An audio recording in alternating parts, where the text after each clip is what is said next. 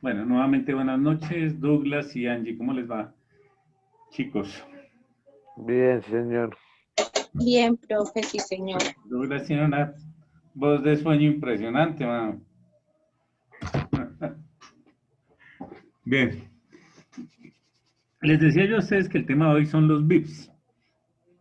¿Qué son los VIPs? Los VIPs básicamente es cuando las empresas son transnacionales y están moviendo sus flujos para evitar imposiciones fiscales. Entonces existe toda una serie de, llamémoslo así, estratagemas que a veces se utilizan. No es que esté satanizando a las empresas transnacionales ni cosa por el estilo, pero sí se ha vuelto una problemática porque digamos que estamos en unos modelos económicos totalmente diferentes y esos modelos económicos implican economías de escala y economías globales en los cuales las empresas pues pueden hacer presencia en cualquier lado. Por decir algo, no sé si ustedes oyeron hablar del caso de Enron. Enron era una empresa que estuvo patrocinando campañas políticas en Estados Unidos, pero entonces, digamos que eso en Estados Unidos además es normal porque allá se hace de frente y no tiene ningún inconveniente. Lo único es que hay que declararlo y decir lo que mire. Nosotros como empresa estamos patrocinando un candidato. Entonces, pues obviamente se sabe que hay unos intereses de por medio. Pero el problema de Enron es que estaba comprando energía muy barata en otros países por intermedio de interconexión eléctrica y adicionalmente tenía cualquier cantidad de empresas que había creado como subsidiarias con el propósito de trasladar beneficios a paraísos fiscales. Por decir algo, dicen que Enron tenía alrededor de 700 empresas creadas en Islas Caimán. Entonces, claro, si usted deriva dinero a un paraíso fiscal, pues le van a cobrar allá y con unas tasas supremamente bajas, pero entonces no corresponde al tipo de negocio donde usted está creando el valor y donde efectivamente está ejerciendo la actividad económica o el objeto social por el que fue creada. Eso se ha vuelto una problemática a nivel mundial. Hay otro tipo de prácticas, por decir algo, no darle el valor real a los productos en los países donde se le está generando valor, entonces pues traslados a unos costos diferentes terminan por no ser grabados realmente y o aprovechar al máximo algunos tipos de convenios y tratados internacionales, buscar como demasiado en eso y estar deslocalizando la empresa para llevarla a esos sitios donde hay tratados internacionales. Regularmente los convenios internacionales de carácter económico para el caso de los países, lo que buscan es precisamente liberalizar los impuestos. Entonces, claro, digamos que si un país, perdón, una multinacional o una transnacional puede tener presencia en todo el mundo, pues fácilmente puede estar buscando afianzar sus actividades en países que le ofrecen ventajas en función ni siquiera de ser paraísos fiscales, sino sencillamente en función de ser, de aprovechar los potenciales acuerdos de carácter económico que haya hecho el país. Y recuerden que eso de los acuerdos de carácter económico bilaterales hoy en día ya no son tan de moda, pero en alguna época estuvo muy de moda. De hecho, Colombia creo que tiene en ese momento algo así como 16 vigentes, 16 o 13 vigentes, no sé, no recuerdo exactamente. Hoy en día ya no son tan usuales, pues porque las economías son economías globales, economías de escala, entonces con la globalización no tiene mucho sentido hacer convenios multilaterales si estoy negociando con todo el mundo, entonces ¿para qué hacer un convenio con otro país únicamente? Si lo que se busca precisamente es potenciar todo el globo. Entonces ya no son tan comunes, pero existen problemáticas. Inicialmente, y les voy a mostrar un video, el video, y sobre ese video es que van a tener ustedes que hacer su taller. El video demora 1 hora y 10, pero entonces sí, les dejo correr el video completamente, no les puedo explicar qué son los VIPs, pero sí, el video, digamos que la primera parte muestra en qué consiste, digamos que las prácticas que están haciendo las multinacionales. Entonces se lo voy a dejar correr. El video es interesante porque adicionalmente eh, participa Freeman, Edward Freeman. Edward Freeman es el creador de la teoría de los interesados, que hoy en día, digamos que es de las últimas aplicaciones de carácter administrativo y económico, sobre todo administrativo. que los últimos aportes que se han hecho y que se está aplicando en todas las empresas. Hoy en día todas las empresas hablan de los interesados y de los stakeholders. Freeman viene a ser como el equivalente de Drucker en los años 80 más o menos, o Takeuchi para los años 70. Digamos que es una persona que tiene un dominio grandísimo de lo que son las empresas hoy en día, y las teorías de él se están aplicando a nivel global. Y también tiene una participación de Soros. Soros es un... Bueno, algunas personas dicen que es un especulador, sencillamente. Para mí es un financiero, sencillamente, y como domina muy bien la parte de las finanzas, entiende muy bien los mercados, entonces, pues obtiene utilidades. Es entender el mecanismo de los mercados financieros en este caso, y al entenderlo muy bien, aprovechar ese conocimiento que tiene en función de producir dinero. Pues, incluso hace, en los años 80 hubo un personaje que era un japonés que estaba haciendo lo mismo, entendía muy bien los mercados y él fácilmente en una sola noche podía estar produciendo 500, 1000 millones de dólares. Soros está en el mismo plan. Soros en este momento es, digamos que, el analista de bolsa, el analista financiero, como lo quieran llamar, el especulador más hábil que hay. Entonces, eso lo que denota es un conocimiento muy grande de la situación actual del planeta en materia económica y en materia empresarial, porque al fin y al cabo a lo que se le juega en los mercados financieros cuando se habla de renta variable es al valor de las acciones. Entonces hay que entender las empresas para mirar a ver, digamos que eso, las personas usualmente piensan que el valor de las acciones sube y baja únicamente por oferta y demanda, lo cual sí es cierto, pero no es únicamente. Digamos que ese es un factor que habría que tenerse en cuenta, de la oferta y la demanda de acciones, pero otro factor que también envía un mensaje, y es, digamos que algo que es muy difícil de medir, es el estado actual de la empresa, un poco lo que jugaron, a lo que le jugó, a lo que se le juega cuando se hacen repos, pero eso no siempre funciona. Entonces, digamos que eso es algo informal que habría que entender muy bien la naturaleza de la empresa para mirar hasta qué punto esos mensajes que se envían terminan siendo efectivos en función de subir o bajar los valores de las acciones para estar comprando unos precios bajos y vendiendo unos precios altos. Entonces, este es un nombre interesante. Bien, les voy a mostrar el video entonces para que contextualicemos. Lo importante acá, para que se enfoquen, inicialmente es cuál es la situación que está viviendo el planeta respecto a las empresas que tienen la posibilidad de hacer presencia en muchos países y qué ventajas le ofrece a esas empresas, porque no es solamente aquello de las economías de escala que pueden estar comprando los factores de producción en los países de origen, pagando mano de obra en Indonesia o en la India o en Malasia, o estar comprando algunas materias primas en sitios donde son muy baratas, sino que adicionalmente también está el juego de la parte de los impuestos, cómo se pueden ellos mover entre países para buscar posiciones más favorables, por no decir para evitar impuestos de carácter internacional. Bien, entonces inicialmente, como les digo, vamos a ver nada más los primeros 20-21 minutos. Con eso les explico después qué son los BIPs. Los BIPs son 15 y básicamente es una normatividad de la Organización de Comercio y Desarrollo Económico con el propósito de que los países no salgan afectados en función de la ausencia de impuestos por parte de las transnacionales. Porque además eso tiene sus efectos, ¿no? Cuando las transnacionales no terminan por pagar impuestos aquí, terminamos pagándolo nosotros porque el Estado igual necesita cuadrar su presupuesto nacional. Y recuerden que los ingresos corrientes de la nación constituyen la mayoría del componente del presupuesto nacional.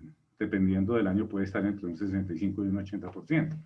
Entonces, ahí terminamos perjudicados, somos por ambos lados, ¿no? Las personas comunes y corrientes, terminamos pagando más impuestos para cuadrar la caja del Estado, o terminamos por recibir menos beneficios, dado que, pues sencillamente hay menos dinero para esas obligaciones que tiene el Estado de acuerdo a la Constitución. Bueno, entonces les voy a, sin más preámbulos, les voy a mostrar la parte inicial de ese video. Un segundo, que aquí está.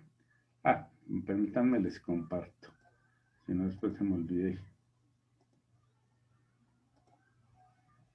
Recuerden, concéntrense en lo que tiene que ver con qué son las empresas hoy en día.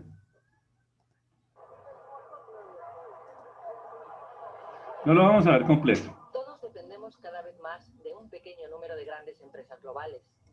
Monsanto controla el 90% de las semillas transgénicas en el mundo. Microsoft tiene un 88,26% de la cuota de mercado en software informático. Cada día, 150 millones de personas en todo el mundo compran un producto Unilever y ni siquiera lo sabe.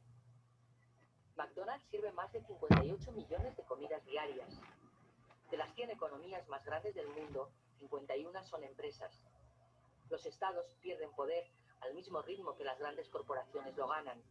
La globalización ha generado un nuevo contexto que necesita nuevas reglas de juego en la sociedad del siglo XXI.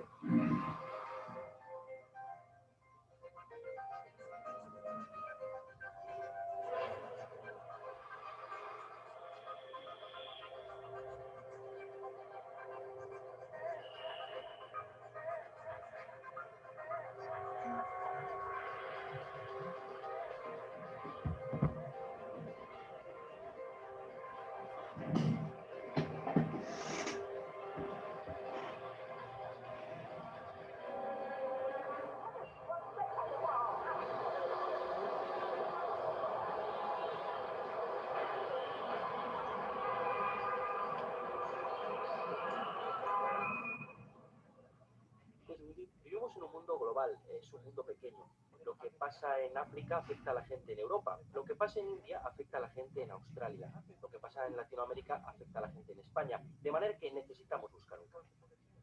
Y ahora no existen dos modelos de planificación, por así decir, de asignación de recursos, es solo el mercado y sobre todo hay una serie de países que están siendo muy importantes, muy relevantes.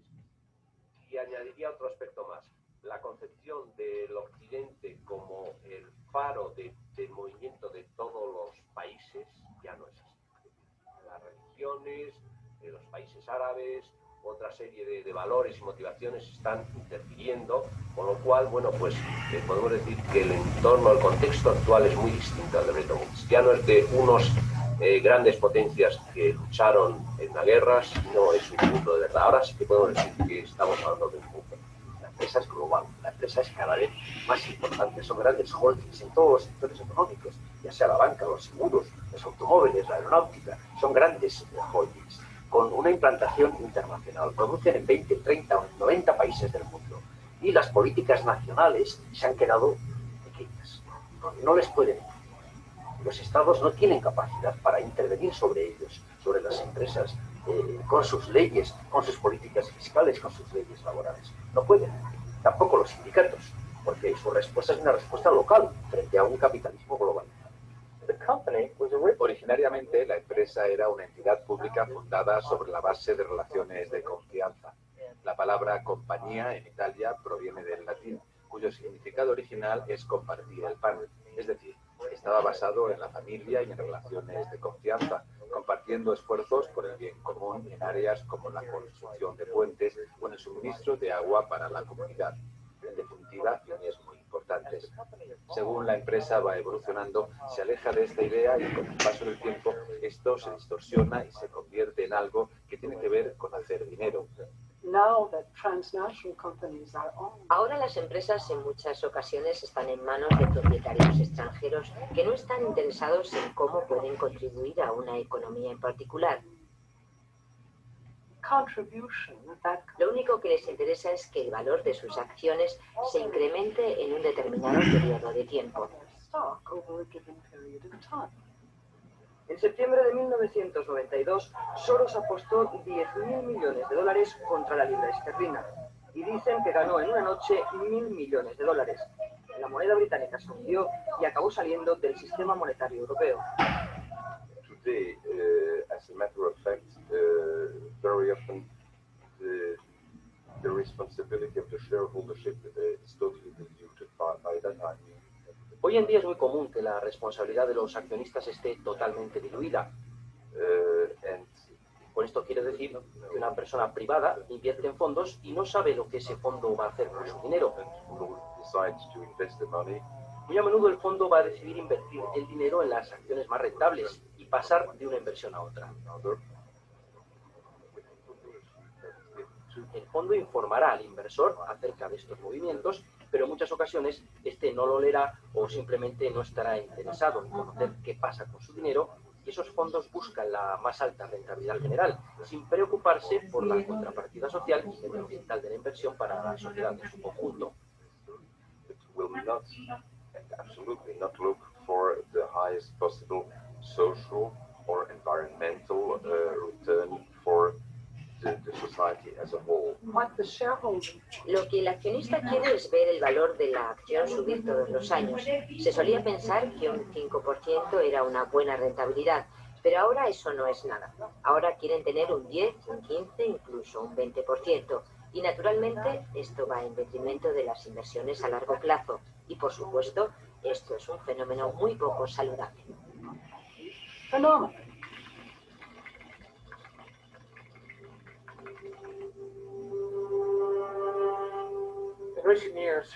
En los últimos años hemos visto en diversos sectores una concentración de empresas. Muy pocas compañías han acabado con una gran cuota de mercado y una gran concentración de poder. Uno de mis colegas en Estados Unidos dice que en la mayoría de los sectores solo puedes ver 2 o 3 actores principales alrededor del mundo. ¿Es esto preocupante? Una gran empresa hoy en día es una estructura muy compleja. Cuando las empresas actúan, hay 2 organigramas, pero en la práctica hay una estructura que no es la funcional, que es la que opera realmente en la dirección estratégica de un gran grupo. Cuando digo un grupo, estamos hablando de un grupo que posee el control, por ejemplo, en algunos casos, de 5.000 empresas. El problema jurídico y el problema formal está que va a existir un consejo de administración, que es el tenedor del control político de las 5.000 empresas, y después una estructura ad hoc, que muchas veces no es conocida, por supuesto, por el gran público, ni siquiera por los mismos empleados de las empresas. Ya no vivimos en un mundo de naciones e ideologías, señor Bill. El mundo es un colegio de corporaciones, inexorablemente dirigido por los estatutos inmutables de los negocios. El mundo es un negocio, señor Bill. Este aumento de poder de grandes empresas las hace, diríamos, competidoras con el poder del Estado. Algunos estados, no todos, pero algunos estados son muy débiles y no están en condiciones de poner reglas a grandes corporaciones que poseen poderes no jurídicos, no políticos, pero sí enormes poderes económicos, que determinan, por lo tanto, aspectos esenciales de la vida de los ciudadanos. No existe América. No existe la democracia. Solo existe la IBM, la IBT, la AT&T, y DuPont, Dow, Union Carbide y Exxon. Esas son las naciones del mundo hoy día.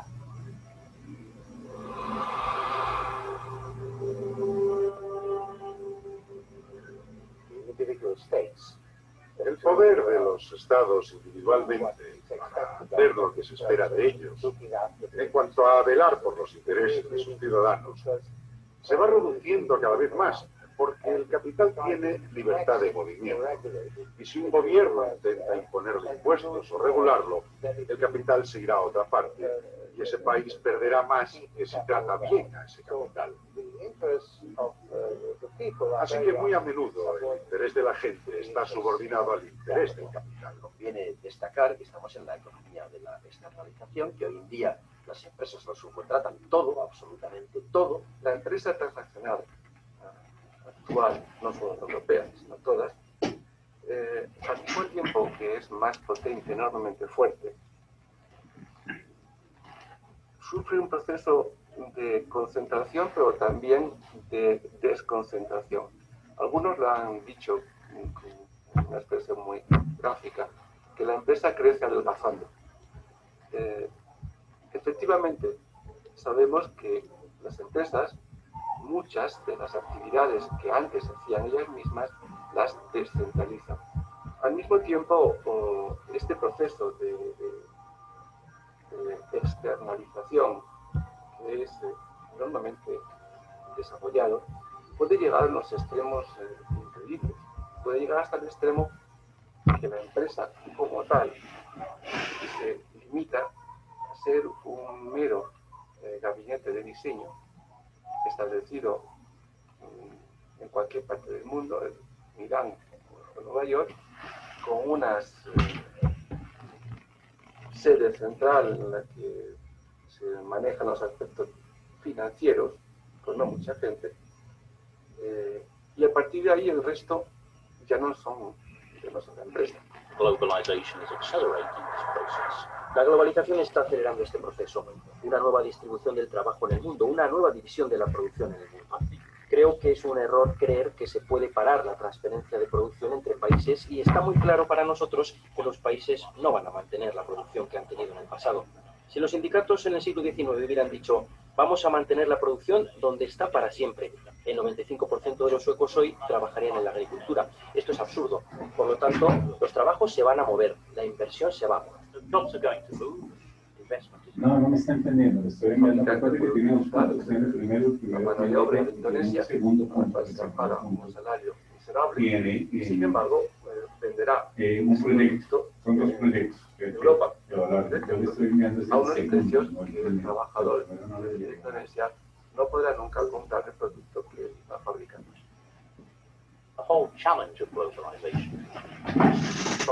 El gran desafío de la globalización es controlar los procesos e imponer una regulación mínima sobre estos procesos. Nuestra preocupación no es si el trabajo se hace en Bélgica o en India, sino en qué condiciones se hace el trabajo en Bélgica o India. Y en esto, el asunto clave es el respeto a los derechos de los trabajadores.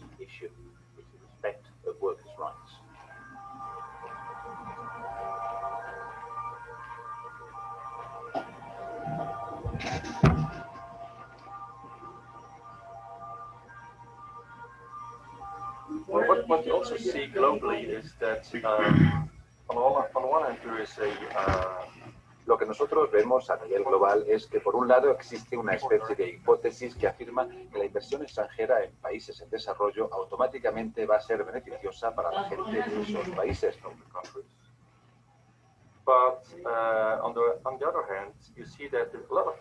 Pero por otro lado, se puede observar que muchos países en desarrollo, como Indonesia, Filipinas o Tailandia, están compitiendo unos con otros para atraer la inversión extranjera. De manera que al final las grandes marcas que invierten en países como Indonesia, Filipinas o Tailandia estarán confrontándose con violaciones de estándares internacionales porque cada país bajará sus estándares sociales y medioambientales simplemente para atraer esa inversión extranjera. lowers down its social and environmental standards just for the sake of attracting foreign direct investment. Around the world in recent years, we have seen alrededor del mundo, en los últimos años, estamos viendo una proliferación de las llamadas zonas francas. Estas son territorios en diferentes países, a menudo geográficamente separadas del territorio nacional, donde los trabajadores están contratados para producir exclusivamente para la exportación. Las empresas que operan en estas zonas tienen ventajas fiscales. Estos son, en cierto sentido, enclaves separados del territorio nacional. They are, in a sense, enclaves separated from the national economy.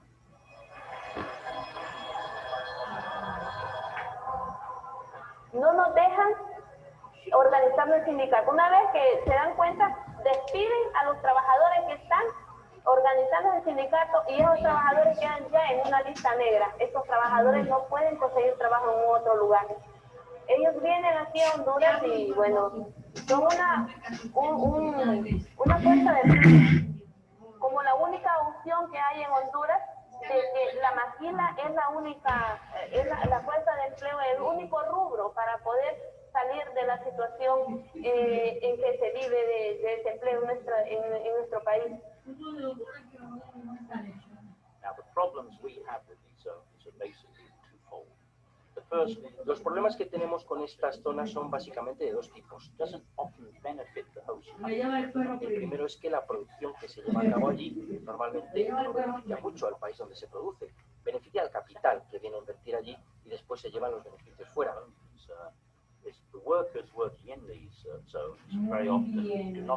El segundo problema es nuestra verdadera preocupación, y es que los trabajadores de esas zonas no disfrutan de los mismos derechos laborales que otros trabajadores y muy a menudo no les está permitido organizarse sindicalmente. El 80% de estos trabajadores son mujeres muy jóvenes y su situación, como en el caso de los Juegos Olímpicos de China, es muy mala.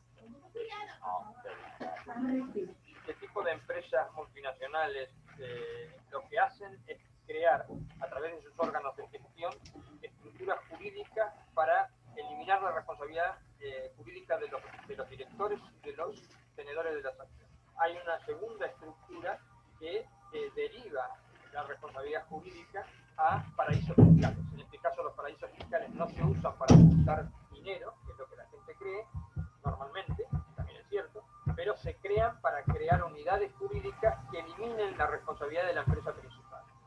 Y como tercer o cuarto elemento está la ingeniería contable y financiera, que se hace también a través de empresas creadas en estos paraísos financieros que permiten no solo ocultar beneficios, sino ocultar pérdidas o ocultar mercados clandestinos, monopolizados, como era el caso de Enron, donde se fijan precios de manera ilegal, en el caso de Enron, de la compra de corriente a las redes de alta tensión en el mercado mayorista.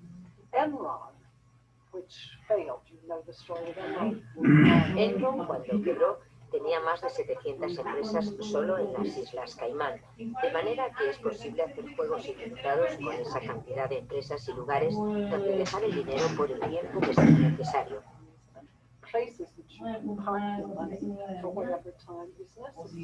fenómeno que podemos encontrar, que estamos encontrando, por una parte, un problema de irresponsabilidad política. Y sin embargo, empresas extraordinariamente potentes y fuertes. Es la gran paradoja del sistema actual. No lo sé, quisiera volver a oírlo. Todos sabemos que si eres abogado puedes delimitar la línea de la responsabilidad donde quieras. La puedes limitar a la sede de la empresa y no tener trabajadores o contar solamente con una persona dirigiendo la compañía a través de la subcontratación de todas las funciones. De todos modos estamos de acuerdo, ¿verdad? Sí, eso sí. Entonces ponga usted su firma ahí y así el contrato será legal. Me olvidé de decirle que no sé escribir. No, es igual, la estilográfica no tiene tinta.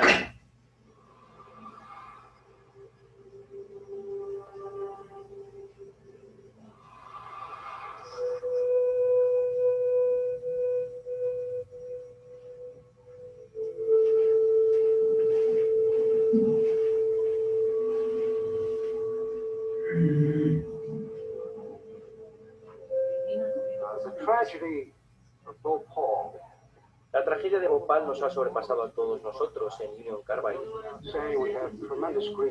Evidentemente sentimos una enorme tristeza por todos los afectados en Bhopal. Una cosa que desearía poder decirles hoy es qué pasó allí, pero en este momento simplemente no lo sabemos.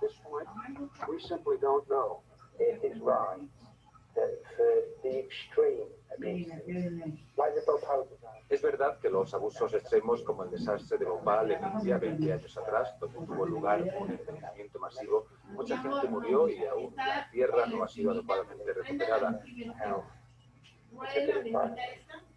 Nadie de esta compañía americana ha sido llevado ante la ley por todas estas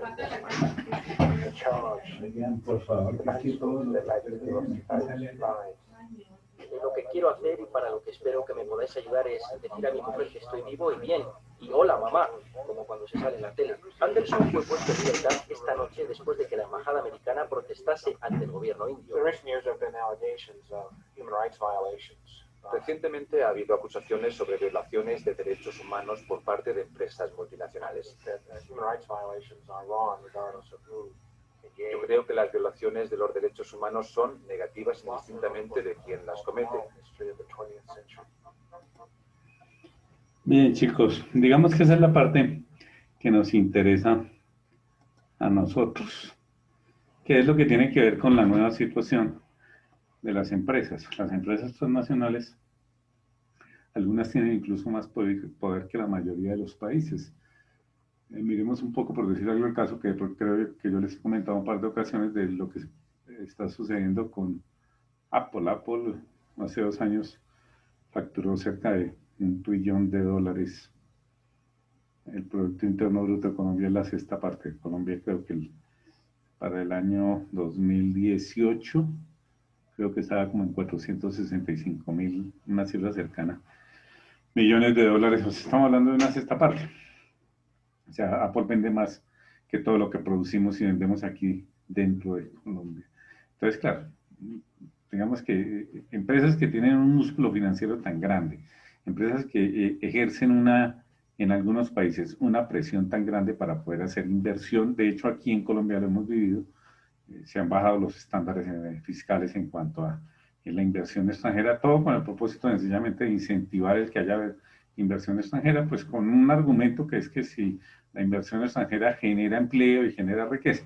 Sin embargo, pues eso se paga por otro lado, porque cuando las empresas no pagan impuestos o no hay unas políticas fiscales respecto a las inversiones extranjeras, pues termina descuadrándose un poco el presupuesto nacional y terminamos por dejar de recibir beneficios en función de esos impuestos que deberían pagar. Entonces, el Estado, como les decía al comenzar la clase, termina cuadrando su cartera con nosotros.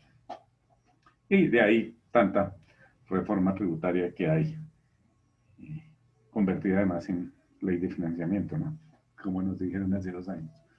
Bueno, la OCDE se ha dado cuenta de eso, y recuerden que Colombia pertenece a la OCDE, a la Organización de Comercio y Desarrollo Económico, y a partir de un proyecto que ese proyecto es de la Agenda 2030, pues coincide por lo menos con la Agenda 2030, porque estamos hablando del 2015, identificó, bueno, desde antes ya se venía hablando, pero identificaron algo que se llaman los BIPs, que los BIPs básicamente lo que es las prácticas que hacen las empresas multinacionales o multinacionales o transnacionales con el propósito de evitar pagar impuestos.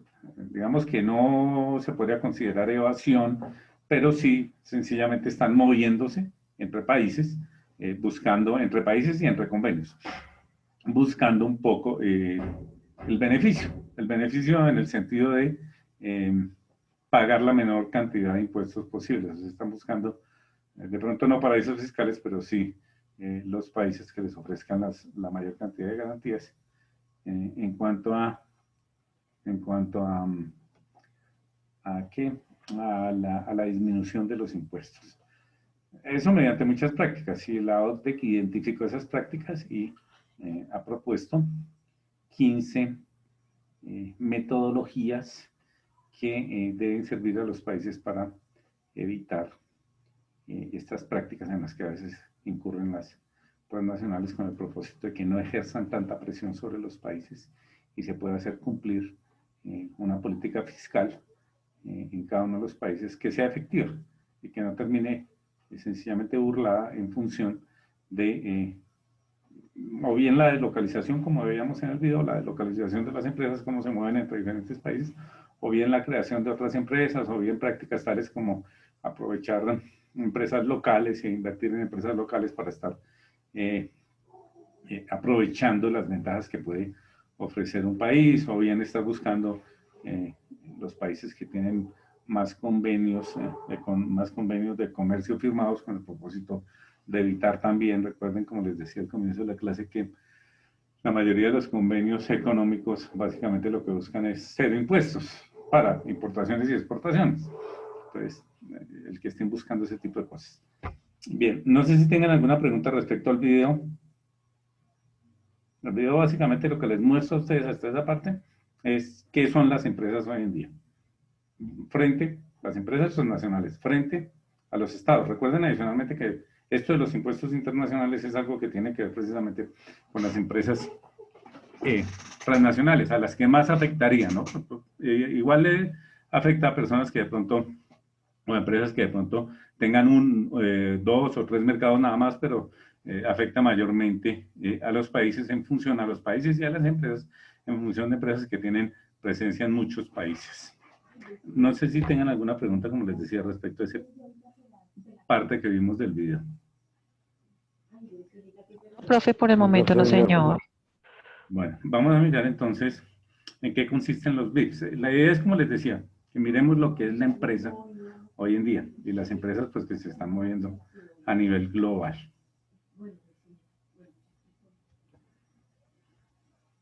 Bien, les voy a compartir entonces la diapositiva para que entremos en nuestro último tema adicionalmente.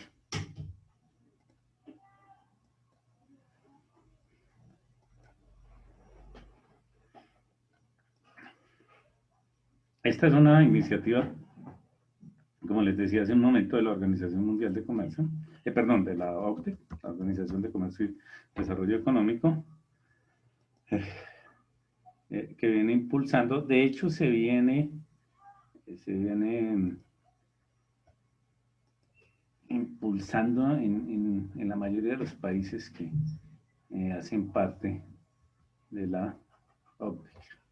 Bien, básicamente, ¿qué son los VIPs? Los VIPs es el manejo que le dan las multinacionales a las bases gravables. ¿Qué es la base gravable? La base gravable, recuerden que es el valor sobre el cual se estaría aplicando los impuestos. Entonces, básicamente, estos VIPs se identifican como las estrategias de carácter fiscal que tienen las empresas para sencillamente mirar a ver cómo pueden aprovechar al máximo las inconsistencias en la normatividad de los países con el propósito de pagar siempre menos impuestos. Digamos que hasta ahí uno pensaría que no hay nada malicioso en el asunto, porque pues una empresa estaría como quién era el que no recuerdo si era Lagarde, que decía que pues hablar con un empresario cuando el empresario sencillamente decía que pues en función de utilidad pues necesariamente ellos tenían que buscar. De hecho, se tienen abogados especialistas en la parte fiscal que básicamente lo que están es buscando cómo se paga la menor cantidad de impuestos. Entonces uno diría, bueno, pues sencillamente si la ley no lo prevé porque no tiene, no tanto porque no tenga inconsistencias, sino porque no alcanzó a prever algunos estados de los cuales se generarían algunas imposiciones o se podrían evitar algunos impuestos por parte de las empresas, pues la empresa no estaría incurriendo en ninguna penalidad, por llamarlo de alguna manera. Sin embargo, pues lo que propone la OCDE es como listo, si no tenemos el marco jurídico para regular lo que son las empresas hoy en día y cómo pueden estar afectando la parte fiscal de los impuestos internacionales, pues sencillamente miremos a ver cómo fortalecemos mediante lo que ellos llaman 15 acciones y 3 principios, cómo fortalecemos esas regulaciones que no son lo suficientemente estables, coercitivas y adicionalmente fuertes como para poder obligar a las empresas a que efectivamente paguen los impuestos y evitar esas prácticas que es lo que genera los VIPs. Bien, básicamente la OCDE lo que da son 3 principios. Ellos dicen que hay el principio de la sustancia, el principio de la coherencia y el principio de la transparencia. El principio de la sustancia básicamente habla de los precios, y es que los precios estén alineados con la creación de valor. ¿Qué es la creación de valor? Es diferente a lo que llamamos el valor económico, el valor agregado, ¿no? Porque es que hay una confusión y es que el valor agregado se asimila con los costos, a pesar de que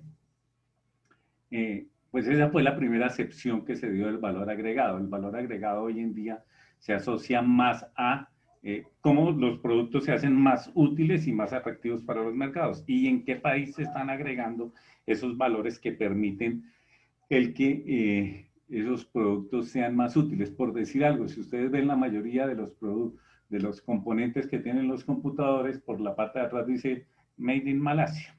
Resulta que la mano de obra en Malasia es supremamente barata, se ha tecnificado mucho y digamos que estas personas se han vuelto muy expertas en ese tipo de trabajos, entonces se le está agregando valor allá, pero a Malasia no le está quedando mayor cosa porque como sencillamente se genera muy poco movimiento, se da mucho empleo, pero empleo de muy mala calidad y se remunera de esa forma, entonces en realidad ellos no se están quedando con mayor cosa, a pesar de que son los que le están agregando el valor a ese producto terminado.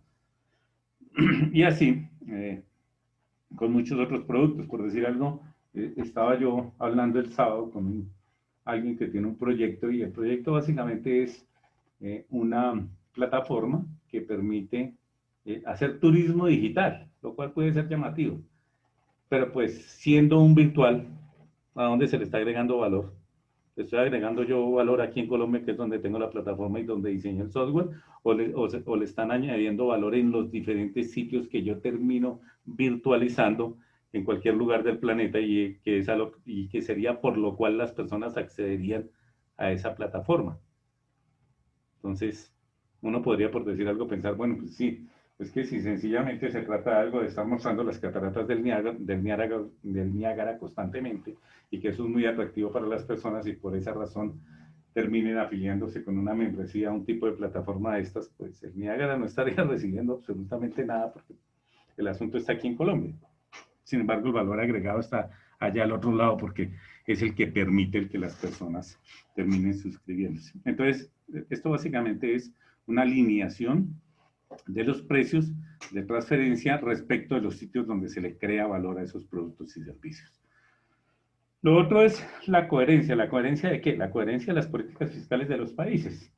O sea, digamos que como estamos viviendo un escenario nuevo, y estamos hablando obviamente antes del COVID, ¿no? Porque ahorita todo es totalmente asintomático después de que nos metimos en el COVID.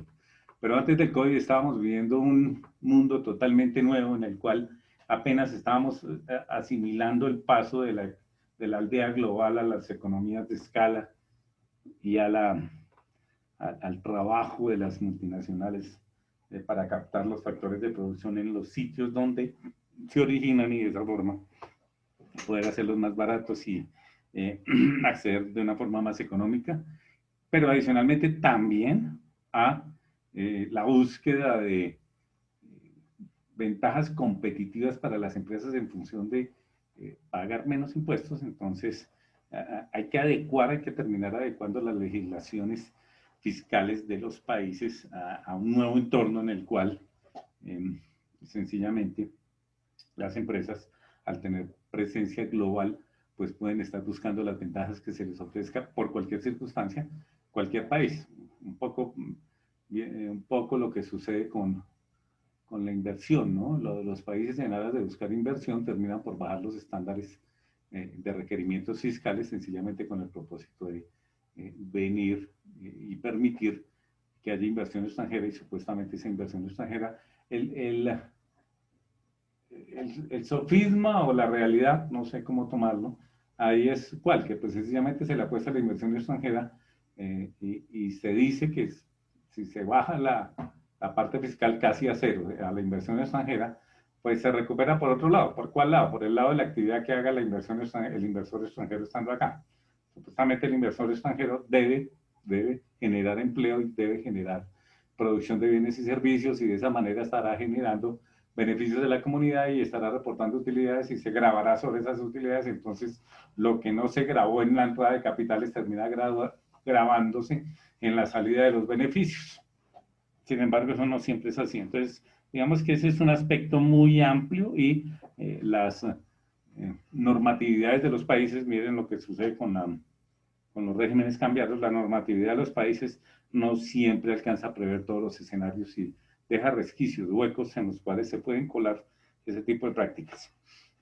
Y por último, la transparencia en el sentido de que se le debe pedir a las empresas y a las administraciones que muestren qué es lo que están haciendo. O sea, las políticas fiscales de los países deben ser claras, porque es que hay algunas, lo que pasa con los paraísos fiscales, que no son claras y sencillamente no ofrecen ventajas solapadas, y esas ventajas solapadas son las que hacen atractivo para las empresas multinacionales ir a colocar sus sedes sociales allá o crear muchas empresas a las cuales les pueden trasladar los beneficios para que esos beneficios no terminen siendo grabados.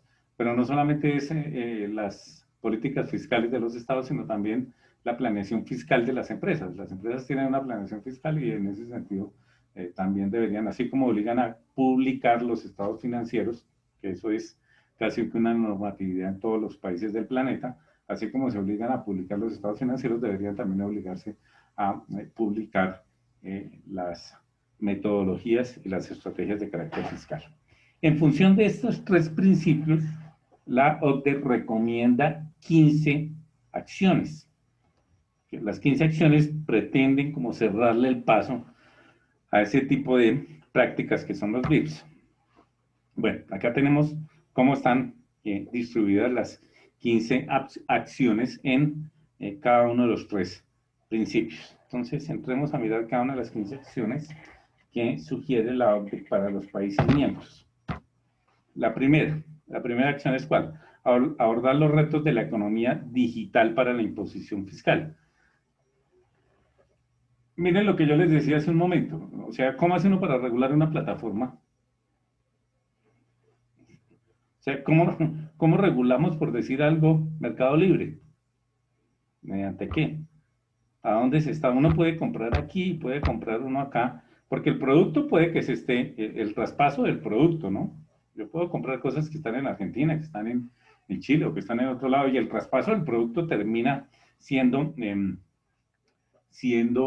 grabado de alguna manera, pero lo que recibe la plataforma, ¿a dónde se graba? ¿Se graba acá, se graba en Argentina, se graba en España, se graba en Sudáfrica o se graba en Estados Unidos? O sea, digamos que esa parte del e-commerce y del e-business todavía no ha sido totalmente normatizado a nivel fiscal, sencillamente porque son movimientos nuevos que todavía no se conocen las consecuencias. Es lo que sucede, por decir algo, con las cuentas de compensación. Las cuentas de compensación, ¿a dónde se graban? ¿Se graban acá o se graban en el país de origen? Porque, pues, digamos que la normatividad cambiaria sí existe y la cuenta de compensación hay que reportársela al Banco de la República, pero los traspasos de dinero, y lo mismo sucede con las empresas, cuando están comprando y vendiendo por plataformas digitales. O sea, esta nueva tendencia del e-commerce no está totalmente, y de los negocios mediante plataformas no está totalmente regularizado, no está totalmente normatizado, y allí sencillamente se aprovecha para evitar impuestos. De otro lado tenemos el problema de los productos, no tanto los productos híbridos, sino de los mecanismos híbridos. ¿Qué es un mecanismo híbrido? Un mecanismo híbrido sencillamente es un contrato que puede estar... la normatividad contractual en los países no es igual en todos los países. Entonces, claro, cuando se están haciendo negocios entre países y una multinacional los está haciendo en muchos países, puede aprovechar las ventajas contractuales que le brinda cualquier país estando en otro país totalmente distinto. Entonces se terminan haciendo contratos que terminan por no reconocerse muy bien en el país en el cual se genera el beneficio económico que tendría que terminar siendo grabado. Eso para no hablar de otro tipo de cosas, ¿no? Lo que sucede con los activos financieros, o sea, los intangibles que se mueven, como lo que mostraba el video ahí de Soros, ¿no? Soros en una noche sí, se ganó $1.000 millones. ¿Y eso a dónde se graba? ¿Se graba en Estados Unidos, donde hizo él el negocio, o se graba en el sitio donde perdieron la plata, que son los británicos? O sea, esto de los productos híbridos que no son identificados, de los mecanismos híbridos y de los activos híbridos y de los productos y servicios híbridos que no son muy bien identificados todavía, por eso es que son híbridos, que son componentes de varias cosas, no termina siendo muy bien fiscalizado y por obvias razones no tiene, digamos que un efecto fiscal evidente. De otro lado está, como tercero de las acciones, el refuerzo de las normas de las subsidiarias. ¿Qué es lo que sucede con las subsidiarias? Las subsidiarias es lo que se llama Controlled Foreign Company, CFC, que es cómo se controla desde una casa matriz, una filial que está en otro país, y hasta qué punto esa matriz puede aprovechar la filial que tiene para... bueno, es que el término puede sonar feo, pero pues sencillamente para ocultar dineros. Y ocultar dineros en función de unas políticas fiscales que son más blandas en esos países. O sea, lo que sucede, bueno, es que hablar de países, pero recuerden lo que hablaban de los Panama Papers. El cuarto de las acciones habla de Bueno, esto fue algo que, esto es además curioso porque esto fue lo que generó, bueno, de pronto ustedes no alcancen a recordar eso porque son mucho más jóvenes que yo. Antes había un grupo que era el Grupo Gran Colombiano y el Grupo Gran Colombiano, del que hacía parte el Banco de Colombia, pero era el grupo financiero más grande que había hace unos años, estaba en manos de Jaime Michelsen. Ahí estaba Gran Ahorrar creo que ya no existe.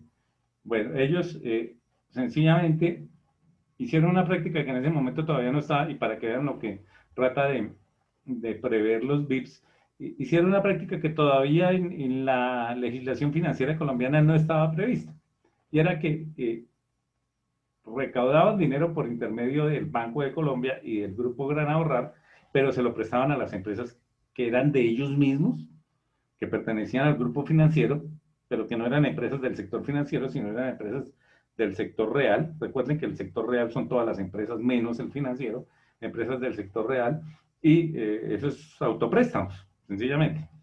Estas son las prácticas a las que hace relación este BIPS, que dice que es limitar la erosión de la base imponible por vía de deducciones de intereses y otros pagos financieros. ¿En qué consiste? Que la casa matriz le hace préstamos a una compañía que es de ellos mismos, cobrándole intereses. Entonces, claro, como los intereses se deducen de las utilidades, la base gravable termina siendo menor y por obvias razones el impuesto que se paga también se hace menor. Pero pues es que son intereses que se cobran ellos mismos con plata que generó incluso la misma empresa, o parte de esa plata la generó la misma empresa. Entonces es como yo le presto a mi papá, le cobro intereses y él deduce de su declaración de renta los intereses que yo le estoy cobrando como IVA o algo así. Entonces hay ahí sencillamente una disminución de la base gravable en función de unos intereses que se generan en unos préstamos que se están haciendo entre ellos mismos. Eso es una práctica que generaría, pues obviamente, una disminución fiscal. Por otra parte, tenemos como la quinta de las acciones, toda la parte que tiene que ver con prácticas que no son totalmente claras. Básicamente lo que se hacen es traslados de utilidades. Recuerden que la mayoría de los impuestos, y ese es un impuesto directo, la mayoría de los impuestos de carácter internacional son impuestos de carácter directo y en este caso sobre el traslado de beneficios, de utilidades. Si las empresas logran trasladar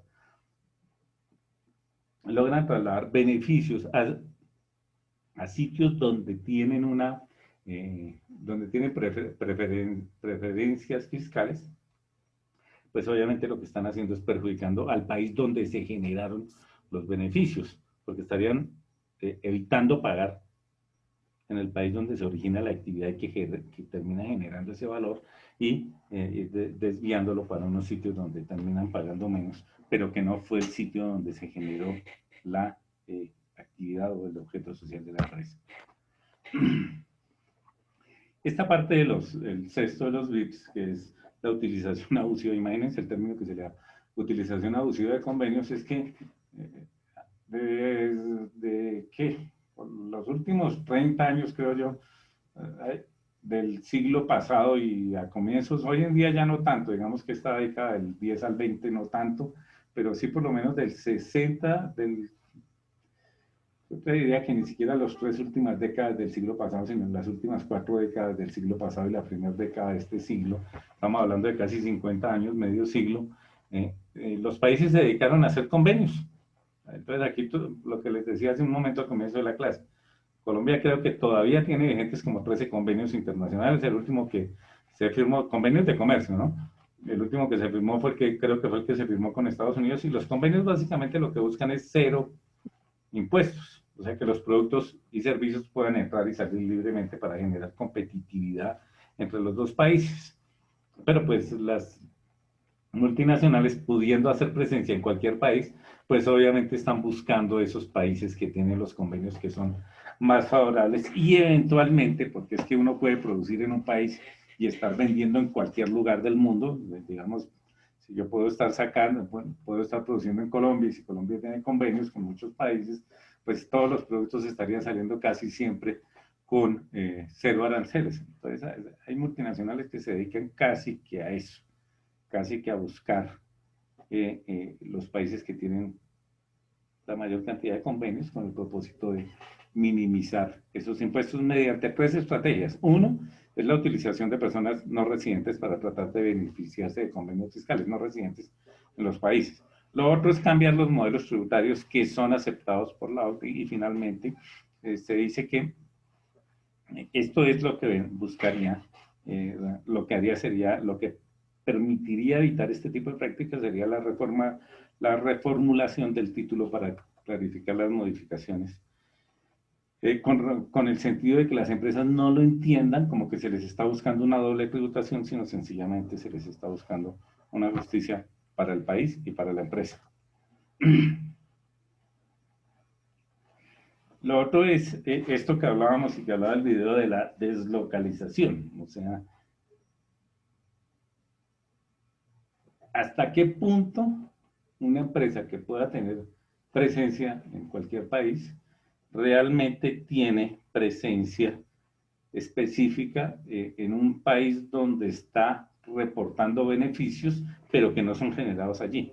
Entonces la idea es que el establecimiento permanente se haga únicamente en los países donde realmente se generan los beneficios. El que allí se generen los beneficios justificaría obviamente el cobro de los impuestos, independientemente de la legislación fiscal que tenga el país. El problema es cuando se trasladan y terminan trasladándose a sitios donde existe la empresa, pero no existe la creación de beneficio. De eso hay cantidad de... Demuestran un poco lo que decía el video respecto a Enron, o sea, cómo es posible que una empresa de esas como Enron hubiese terminado con 700 empresas declaradas en Islas Caimán. Islas Caimán no da para tanto. O sea, cuenta de que eso raya casi que en el lavado, ¿no? Porque es crear empresas sencillamente de nombre, no tanto con el desarrollo de una actividad, de un objeto social, ni con la generación de beneficios, sino sencillamente para declararlos y hacer uso de las ventajas fiscales que puede ofrecer un país. Las acciones 8, 9 y 10 básicamente habla de los precios de transferencia en función de la creación del valor, lo que hablábamos hace un momento antes de empezar el recuento de los 15 BIPs o de las 15 recomendaciones que hace la OCDE con el propósito de evitar este tipo de prácticas. Y es que los precios de transferencia deben corresponder al país donde se genera el valor. A ver, por decir algo. Hay cosas tales como que se pueden producir artículos en un país donde la mano de obra es muy barata y la misma persona que termina haciendo el producto nunca lo va a poder comprar porque la mano de obra que le pagan, los salarios que le pagan son tan escasos que ni siquiera puede comprar el mismo producto que le está fabricando. El producto termina exportado y si él lo fuera a comprar, el producto puede terminar, puede estar siendo fabricado en Centroamérica o en Sudáfrica o en algunos países de Asia, pero vendido en Estados Unidos o en algunos países de Europa a unos precios que la persona que lo hizo jamás lo podría comprar. Entonces, pues digamos que eso no es muy claro porque uno dice, bueno, pero ¿cómo así? El valor agregado en realidad se lo colocó el país de donde salió. Sin embargo, ahí no quedó nada porque en el momento en que sale ese producto puede salir a unos precios tan bajos que es el costo de los factores en ese momento y en economías de escala el costo de los factores en esos países es muy bajo. Entonces termina saliendo a unos precios irrisorios. Es lo que pasa, por decir algo, con los diamantes en Sudáfrica. Salen a unos precios que no tienen comparación a lo que terminan siendo vendidos en Londres, en Nueva York o en Europa continental. Entonces la idea es que evitar un poco esa práctica de que los precios no correspondan a la creación de valor en función de la utilización de unos factores de producción muy baratos. Lo que se hace con las economías de escala. Bien, la acción número 11 que prevé la OCDE es cómo se desarrollan estudios técnicos que permitan medir la incidencia de este tipo de prácticas, de la las prácticas de disminución de las bases gravables que utilizan las transnacionales en cuanto a las economías locales, ¿no? O sea, ¿cuál es la incidencia en la parte fiscal? Pero recuerden que la parte fiscal de los países básicamente afecta la economía local. O sea, la idea es que nosotros vía el presupuesto nacional tenemos como retribución, y no solamente, bueno, sí, nosotros, hablando de personas naturales y de personas jurídicas dentro del país, tenemos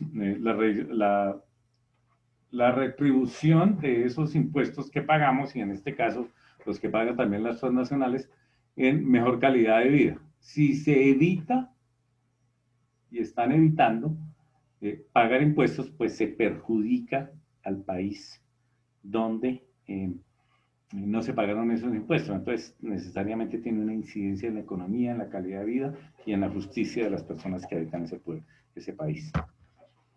Finalmente, las acciones 12, 13, 14 y 15. La 12 habla de exigir, en este caso a las transnacionales, que revelen cuál es su planeación fiscal. O sea, esto es algo de claridad. O sea, cuáles son, así como en la planeación, recuerden que la planeación parte de ¿dónde? La planeación parte de la misión, la visión y los valores, y la misión, la visión y los valores uno entra a una empresa y lo encuentra pegado en la pared. Asimismo, habría que decirles que, y eso es parte de la planeación estratégica en la empresa, por ahí es por donde empieza la planeación estratégica en la empresa. Habría que decirles que también tienen que publicar cuál es la planeación fiscal que tienen y qué es lo que buscan. La acción número 13, hay que empezar a revisar todo lo que tiene que ver con los precios de transferencia entre países para lo que decíamos antes o lo que les comentaba antes, para mirar a ver que efectivamente los precios correspondan con la creación de valor en cada uno de los países. La acción número 14, está el problemita de Tron y ¿quién? Pues se me olvida el nombre, no era de Deng Xiaoping, bueno, el problemita de Tron y los chinos, la resolución de controversias. Digamos que hay organismos de carácter multinacional como la Organización Mundial de Comercio o como la OCDE, que en el caso de los países que pertenecen, que debería permitir zanjar las diferentes controversias que existan en torno a los problemas de carácter fiscal entre países y esos países frente a las multinacionales. Sin embargo, no son suficientes. Los países insisten, algunos países, en bajar tanto y digamos que de apoyar tanto la inversión extranjera que pierden credibilidad, y habría que llevar eso a unas instancias que permitiesen justicia en torno a lo que se termina evaluando, como lo que pasa con la Corte Internacional de la Haya, pero sería algo así como a nivel, o con la Corte Interamericana de Derechos Humanos, pero sería algo a nivel económico. Pues obviamente esto de la Corte Internacional de la Haya y de la Corte Interamericana de Derechos Humanos son cuestiones de carácter social, no de carácter económico, pero debería crearse unas instituciones de ese tipo que permitieran zanjar las controversias entre países. Y finalmente, lo último que propone la OCDE es que se desarrollen instrumentos de carácter multilateral. ¿Qué es multilateral? Multilateral sencillamente son convenios entre todos los países que permitan crear unas normatividades iguales y de esta manera no se terminen afectando en los países que tienen menos normatividad en función de la búsqueda que hacen las transnacionales para aprovechar esos vacíos de las políticas fiscales de estos países. Bien, estas digamos que son las recomendaciones y las acciones que pretende la OCDE en función de evitar los BIPs. Sin embargo, esto es un niño. Es un niño, estamos hablando de 5 años. Los países no lo han digerido todavía. México tiene alguna, España también. Bueno, aquí yo sé que hay algunas implementaciones y lo han tomado de acción en acción. Aquí en Colombia creo que se ha estado trabajando en la acción 1, 2 y 4, creo. Pero esto para implementarlo todavía, porque además mucho de lo que hay, porque es hacer frente al poder de las multinacionales, mucho de lo que hay implica convenios entre países para poder fortalecer las prácticas fiscales, ya no a nivel local, sino a nivel global. Inicialmente hay que hacerlo a nivel local, pero eso es algo que debe aportarse a los demás países y hacerlo a nivel global con el propósito de que así como las multinacionales tienen presencia a nivel global, la normatividad de carácter fiscal también sea de carácter global y siendo de carácter global tenga un mismo rasero independientemente de donde esté la empresa. Bien, no sé si tengan alguna pregunta, chicos. Ahí básicamente esos son malas prácticas. Profe, yo tengo una pregunta. ¿A partir de qué momento se comenzaron a establecer este tipo de normas con la OCDE? Es que esto no son normas, son más, por eso se llaman prácticas. Ellos les dicen, estamos hablando más o menos del 2015, pero recuerden que esos son recomendaciones que hacen, pero no son obligantes para los países miembros, pero son obligantes en el sentido de que les dicen como sugerencia, mire, empiece a implementar prácticas que vayan en pro de, pero no es una normatividad. Si ustedes se dan cuenta de lo que les dicen, mire, es deseable que usted haga estas prácticas. Estamos hablando del 2015, Colombia es miembro desde este año, entonces Colombia tiene que estar trabajando en esto. Para los países que son miembros de la OCDE, es obligante que empiecen a trabajar. Otros países, porque la OCDE, al igual que la Organización Mundial de Comercio, básicamente lo que hace es dar instructivos de qué es lo deseable. Y hay muchos países que terminan por, digamos que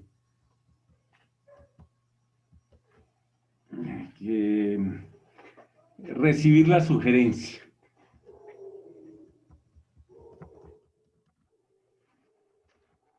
¿Tienen alguna otra pregunta?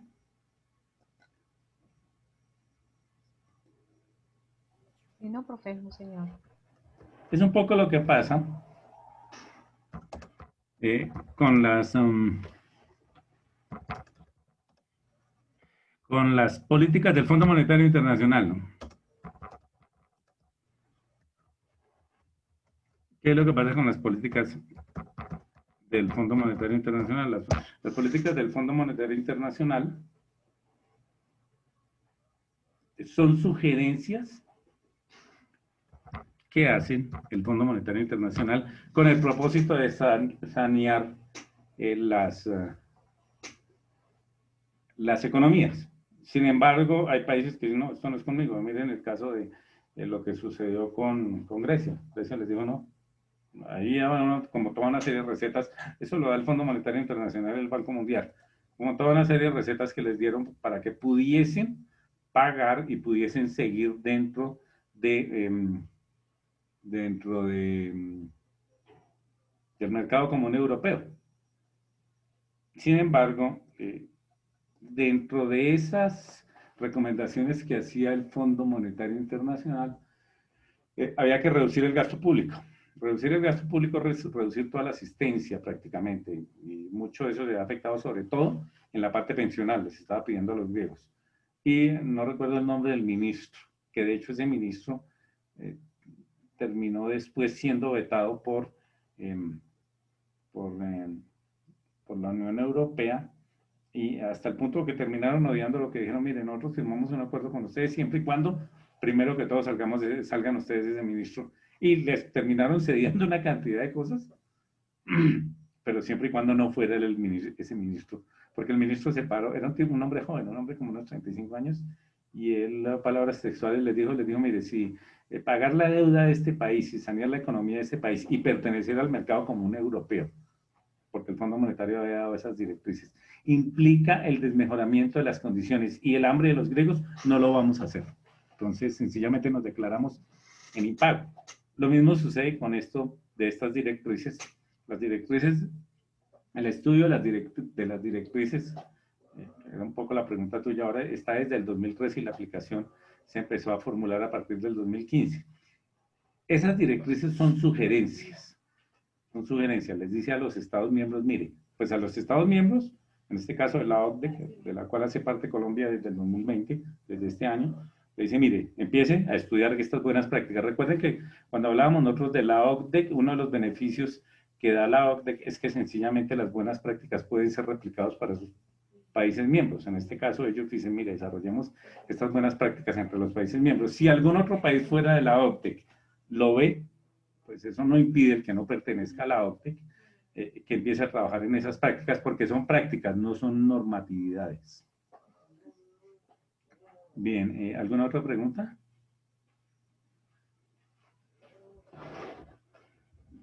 ¿No? Bien. No, no, señor. Bueno, yo pregunto y me contesto.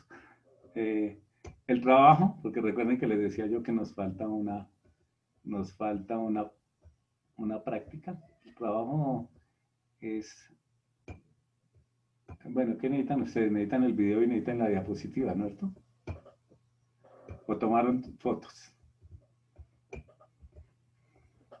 Pero, profe, si nos lo comparte no nos quedaría nada mal. Yo les comparto el video, pero el video, tomen la parte interesante que es como lo que concierne a nosotros, son los primeros 25 minutos. En los primeros 25 minutos les habla, porque el video de ahí para adelante habla porque contextualiza es dentro de la responsabilidad social corporativa. Claro que parte de la responsabilidad social corporativa es el pago de impuestos. Entonces, yo les coloco el link del video en la plataforma y les coloco las diapositivas que tienen que ver con el tema que acabamos de ver, que son los VIPs, y mañana mismo les coloco la actividad porque esto se nos acabó, niños. Sí, profe, ¿el parcial cuándo es? ¿El 30 o el 6? ¿El 6? ¿El 7? Creo que el semestre de ustedes va hasta el 6. O sea, sé que el parcial sería la otra semana. Sí, señora. ¿Y ¿Sí la de hoy en 15? Parcial? No, de hoy en 8. ¿De hoy en 8? A no ser que quieran estar conmigo de hoy en 15, ¿no? Y, profe, ¿será que nos puede adelantar de qué se va a tratar el parcial? Pues para estudiar. Desde arriba hasta nuestros días. Más o menos. No, el tercer corte, a ver que... Voy a dar un segundo, reviso yo aquí algo.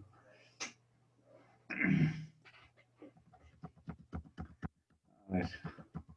Recuerden que nosotros vimos desde lo que tiene que ver con el régimen cambiario. Entonces, sería la parte del régimen cambiario. Vimos la parte de la OCDE y del GATT, pero ustedes el GATT, recuerden que ya lo dominan porque ustedes me dijeron que lo estaban viendo en otra clase, que no sé exactamente cuál es. Entonces estaríamos hablando de la parte del régimen cambiario, el GATT, que es el antecesor de la Organización Mundial de Comercio, la OCDE y las directrices de los BIP. ¿Se han tomado foticos, niños? Profe, pero si nos facilita, porfa, las diapositivas para poder repasar mejor, sería más fácil, porque digamos, en mi caso, todas las fotos, unas fotos se me borraron por completo, entonces no las tengo todas. Bien, yo les subo, son 82, oigan, siempre abarcamos temas, son 82 slides, yo las coloco, no me preocupe. Bueno, profe, sí, señor. Gracias. Cero estrés con ese asunto. Bueno, niñas y chicos, espero que les haya sido útil, que hayan aprendido.